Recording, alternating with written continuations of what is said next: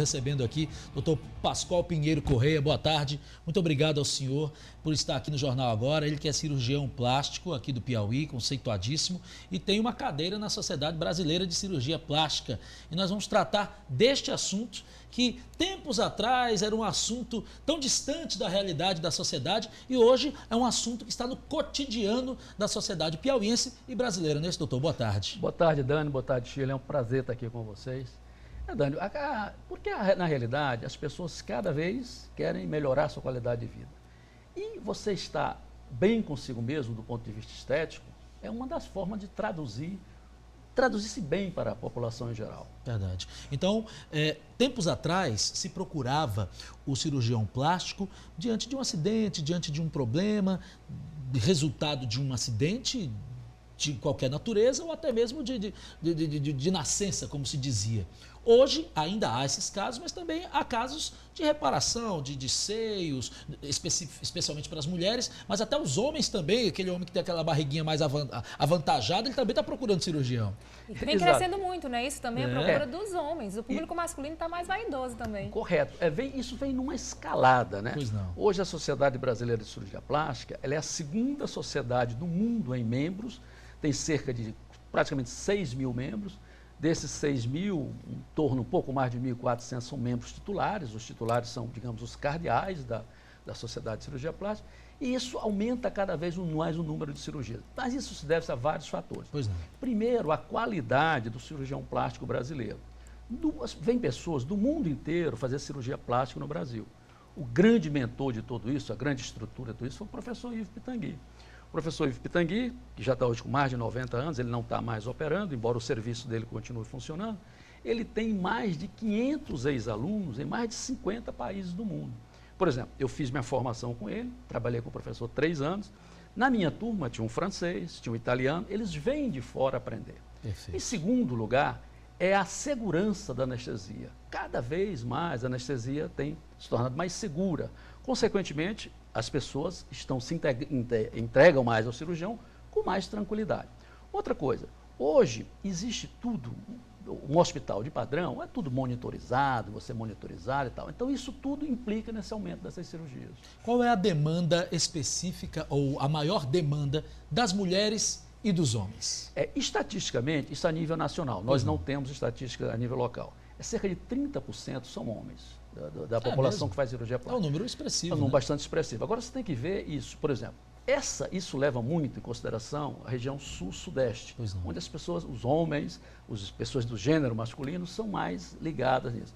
Aqui nós no Nordeste, infelizmente, ainda é um pouco menor no cômputo geral. Mas há um aumento. Há um aumento crescente. Há um aumento crescente. Inclusive, tem umas características, por exemplo, das cirurgias que os homens fazem.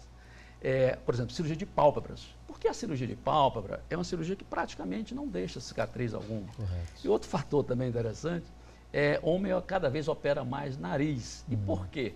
Ele justifica que não está respirando bem e tal, que está com um probleminha no septo, quer corrigir o problema do septo, aproveita e faz a cirurgia, que é a cirurgia estética. Isso acontece. Na verdade, a gente estava conversando aqui, eu e Shirley, a respeito de uma comparação, que na verdade não é comparação, elas se complementam. A cirurgia plástica para a saúde e para a estética. Na verdade, elas não são, elas não competem entre si, elas se complementam, né? Se você está com uma boa estética, você está bem de saúde. Elas se complementam, até porque teoricamente, para a Sociedade Brasileira de Cirurgia Plástica, não há essa divisão. Correto. Antigamente, existia a Sociedade Brasileira de Cirurgia Plástica Estética e Reparadora. Hoje não, ela é una e indissolúvel. Porque isso depende muito. Digamos, uma criança que nasce com a malformação, culturalmente, chama-se de cirurgia reparadora. Mas aquilo, evidentemente, vai trazer um ganho estético para quem faz aquela cirurgia. Então, são coisas complementares.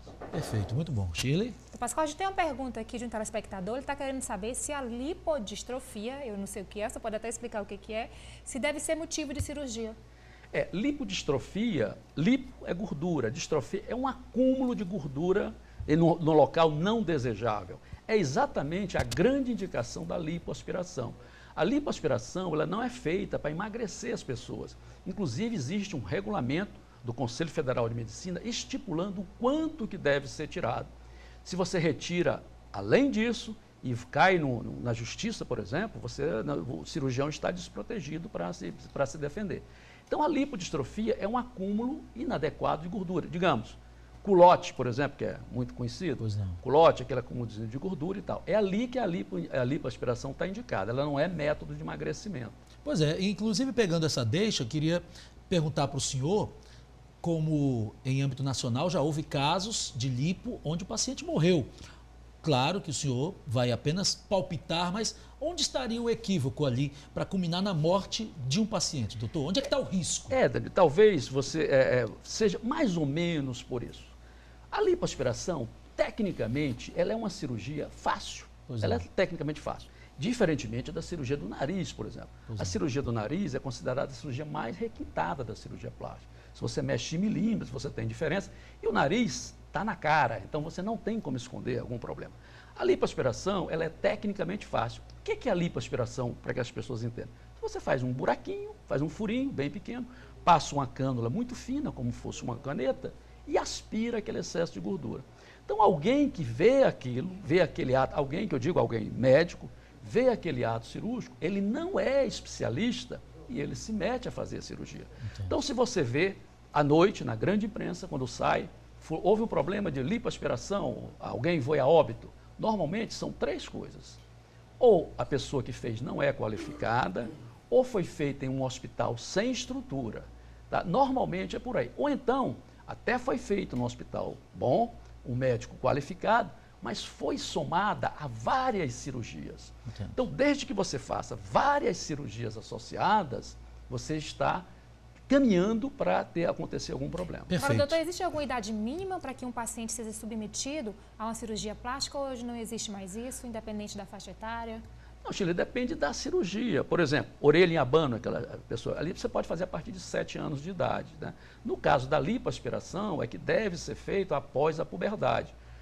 Porque o seguinte, existe a célula da gordura chamada adipócito, ele está se formando até a puberdade. A partir daí ela só entumece, não se formam novas células. Para encerrar, aqui na capital teresina nós temos então uma equipe de profissionais que a gente tem o prestígio e o privilégio de ter o senhor, que garante uma cirurgia de excelência para os pacientes da capital teresina. O Piauí tem praticamente cerca de 25 membros da Sociedade Brasileira de Cirurgia Plástica. Pois não. Dentre esses membros tem 2 membros titulares, os restantes são membros associados, tanto o cirurgião plástico quanto os outros, que estão aptos a realizar essas cirurgias. Perfeito. E aqui nós não temos problemas, nunca tivemos e não vamos ter muito seguramente. É isso, para isso que a gente luta. Muito obrigado pela presença do senhor aqui no Foi um Jornal prazer. Agora.